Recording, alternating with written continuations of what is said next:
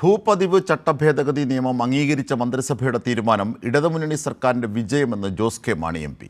വർഷങ്ങളായിട്ടുള്ള കേരള കോൺഗ്രസിൻ്റെ ആവശ്യമാണ് സർക്കാർ അനുവദിച്ച് നൽകിയിരിക്കുന്നത്. ഇത് കർഷകരുടെ വിജയമാണ്. മുഖ്യമന്ത്രി പിണറായി വിജയന് നന്ദിയെന്നും ജോസ് കെ മാണി പ്രതികരിച്ചു.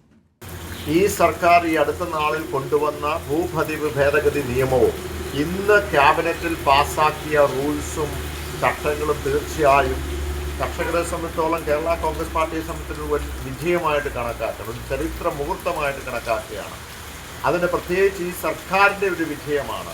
നമുക്കറിയാവുന്ന പോലെ 1960 ഭൂപതിവ് നിയമവും അതോടൊപ്പം തന്നെ 64 ചട്ടങ്ങളും അതുമായി ബന്ധപ്പെട്ട് ഭവനം നിർമ്മിക്കുവാനും വീട് നിർമ്മിക്കുവാനും കൃഷി ചെയ്യുവാൻ മാത്രമേ കഴിയുള്ളൂ. അതൊരു കോടതി വിധിയുടെ അടിസ്ഥാനത്തിലാണ്. മറ്റേത് നിർമ്മാണവും അത് നിയമവിരുദ്ധമായിരുന്നു. അപ്പോൾ വലിയൊരു ബുദ്ധിമുട്ട് ഇന്ന് 10,000-കണക്കിന് കേരള സംസ്ഥാനത്തെ കർഷകർ നേരിട്ടു. പതിറ്റാണ്ടുകളായിട്ടുള്ള ഈ വിഷയമാണ് ഇപ്പോൾ പരിഹരിച്ചിരിക്കുന്നത്. ഈ സന്ദർഭത്തിൽ പ്രത്യേകിച്ച് ഇടതുപക്ഷത്തിനെയും മുഖ്യമന്ത്രിയെയും അനുമോദിക്കുന്നു. എല്ലാ അഭിവാദ്യങ്ങളും അർപ്പിക്കുന്നു.